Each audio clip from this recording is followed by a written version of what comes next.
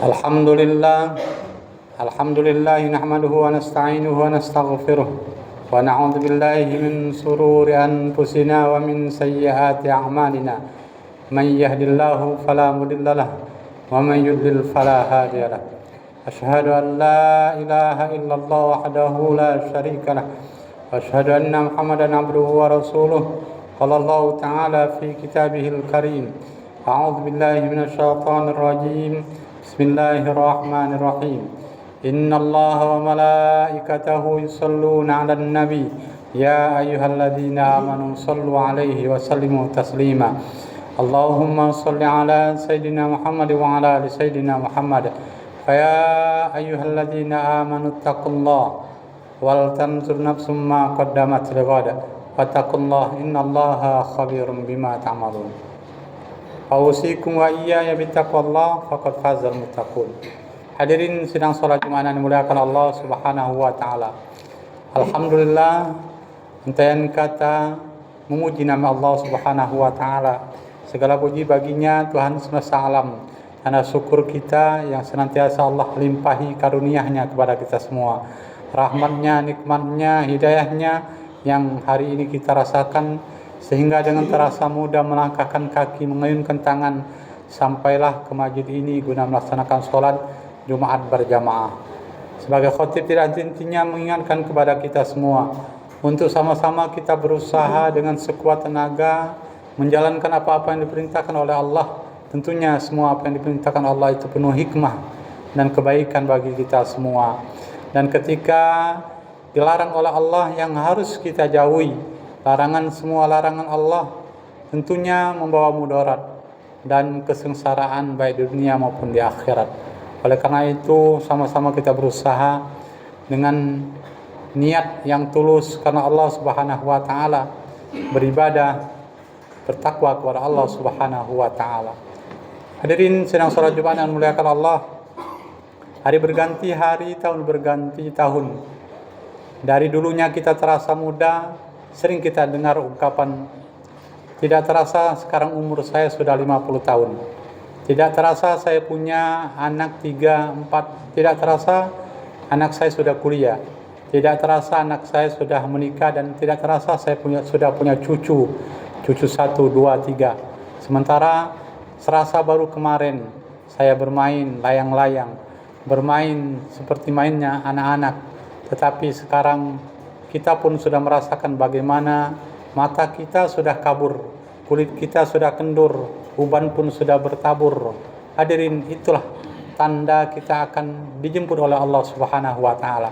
Sebagaimana sebuah pelajaran yang ada di tengah-tengah kita, jenazah almarhumah yang insyaallah nanti kita akan menyolatkannya, yang hari ini kita menyolatkannya, dan suatu saat kita pun insyaallah akan disolatkan juga, pasti akan disolatkan. Tetapi kalau kita tetap menjaga iman dan Islam kita, tetapi ketika kita tidak bisa menjaga iman dan Islam kita, kemudian terpengaruh dengan godaan, rayuan, misi kristenisasi misalnya, kemudian menjadi orang yang murtad, maka na'udzubillah, kita tidak akan disolatkan seperti layaknya seorang muslim yang disolatkan hari ini. Hadirin yang muliakan Allah Subhanahu wa taala. Allah mengingatkan kepada kita dengan firman-Nya di dalam surah Al-Baqarah 153. Kata Allah, ya ayyuhalladzina amanu ista'inu bis-sabri was-shalah innallaha ma'as sabirin. Sebuah seruan dari Allah kepada orang-orang yang beriman, kepada kita semua, baik yang ditimpa musibah, kehilangan anggota keluarganya, maupun kita yang mungkin bukan keluarga kita yang meninggal. Allah serukan untuk bersikap dan memohon kepada Allah dengan sikap sabar dan sholat. Sesungguhnya innallaha ma'as sabirin, sesungguhnya Allah itu bersama orang-orang yang sabar. Sabar itu para ulama membaginya dengan 3 bagian. Yang pertama as-sabru ala ta'atillah. Yang kedua as-sabru ala tarkil ma'asi wa sabru ala musibati. Sabar dalam ketaatan kepada Allah, menjalankan perintah Allah harus sabar. karena banyak godaan untuk merayu kita untuk tidak taat kepada Allah. Begitu juga sabar dalam meninggalkan maksiat. Maksiat yang merajalela, baik itu di rumah, di pasar, bahkan di masjid pun kadang-kadang ada maksiatnya. Nah, hadirin yang dimuliakan Allah Subhanahu wa taala, sabar dalam musibah. Setiap kita pasti akan diuji oleh Allah Subhanahu wa taala. Yang Allah pastikan ujian itu akan dirasakan oleh setiap orang yang mengaku beriman kepada Allah. Kata Allah, وَلَنَبْلُوَنَّكُمْ بِشَيْءٍ مِنَ الْخَوْفِ وَالْجُوعِ وَنَقْصٍ مِنَ الْأَمْوَالِ وَالْأَنفُسِ وَالثَّمَرَاتِ وَبَشِّرِ الصَّابِرِينَ. Pasti kamu akan diuji oleh Allah dengan hadirnya rasa takut. Kemudian ujian kedua dengan hadirnya rasa lapar. Kemudian kekurangan harta, kekurangan anggota keluarga yang meninggal dunia. Dan yang terakhir kata Allah Subhanahu wa taala, kamu pasti akan diuji dengan kekurangan buah-buahan. Minas samarat wa basyiris sabirin. Dan kata Allah, dari setiap ujian-ujian itu berilah kabar gembira kepada orang-orang yang sabar. Sabar walaupun dalam kondisi apapun, dalam keadaan takut, lapar, kita tidak terjebak dalam kemaksiatan. Tidak mencuri walaupun perut kita sedang lapar. Tidak merampok walaupun ada kesempatan. Dan tidak berbuat maksiat, berzina dan lain sebagainya walaupun kita digoda oleh perempuan cantik dan jelita lagi berkedudukan. Hadirin yang dimuliakan Allah Subhanahu wa taala. Alladzina idza asabathum musibah qalu inna lillahi wa inna ilaihi raji'un. Orang yang sabar itu yang apabila mereka ditimpa musibah, maka yang terucap dari lisan mereka, dari lubuk hati yang paling dalam, inna lillahi wa inna ilaihi raji'un. Sesungguhnya kami berasal dari Allah dan kami akan kembali kepada Allah Subhanahu wa taala. Jangankan orang yang sudah tua, yang memang seharusnya sudah sampai mendekati ajalnya, orang yang masih muda, yang masih remaja pun banyak sekarang yang meninggal dunia. Kadangan berbarangan antara kakeknya dengan cucunya yang barusan lahir meninggal dunia. Itulah hadirin yang dimuliakan Allah Subhanahu wa taala, sebuah pembelajaran bagi kita semua.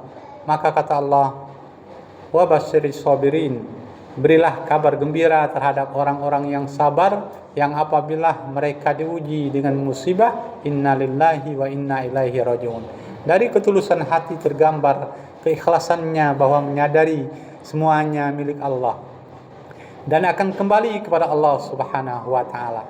Kita doakan saja semoga para orang-orang yang telah mendahului kita, mereka berbahagia di alam kubur bagaikan taman-taman surga, dan mereka telah menunggu di pintu surga. Ketika kita mendapatkan musibah, saat itu para malaikat memantau keimanan kita, memantau apa yang kita ucapkan, dan para malaikat mengaminkan apa yang kita ucapkan tak kala kita menerima musibah itu. Ketika seorang keluarga meninggal dunia, maka keluarga itu lagi dipantau oleh Allah lewat malaikatnya, dan malaikatnya mengaminkan. Ketika terucap yang tidak baik dari ucapan keluarganya, dengan mungkin kata-kata yang sumpah serapah tidak menerima akan musibah itu, dan berkata, sengsaralah kami kalau orang tua kami sudah meninggal dunia misalnya. Maka bagaimana kalau seandainya malaikat mengaminkan, maka kedepannya dia pun akan sengsara karena doa malaikat dikabulkan oleh Allah.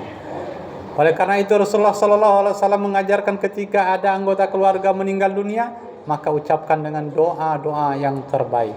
Di samping inna lillahi wa inna ilaihi raji'un, ada ucapan lain, Allahumma ajurna fi musibati hadhihi wa khulubla khairum minha. Ya Allah, berilah ganjaran pahala atas musibah, kehilangan, kematian dari anggota keluarga kami ini dengan ganjaran pahala dari sisimu ya Allah. dan berilah pengganti yang lebih baik daripadanya, dan tetaplah Engkau curahkan rezeki yang berlimpah kepada kami walaupun keluarga kami telah meninggal dan mendahului kami. Itulah doa-doa yang terbaik hadirin kita ucapkan saat para malaikat memantau apa yang harus kita ucapkan tak kala kita mendapatkan musibah. Doalah yang terbaik saat itu dikabulkan oleh Allah, dan itulah cerminan ketulusan dan keikhlasan hati kita menerima musibah, dan itulah cerminan dari iman kita kepada Allah Subhanahu wa taala. Barakallahu li wa lakum fil Qur'anil azim wa nafa'ani wa iyyakum bima fihi minal ayati wa dzikril hakim. Wa taqabbalallahu minni wa minkum tilawatahu innahu huwas samiul alim.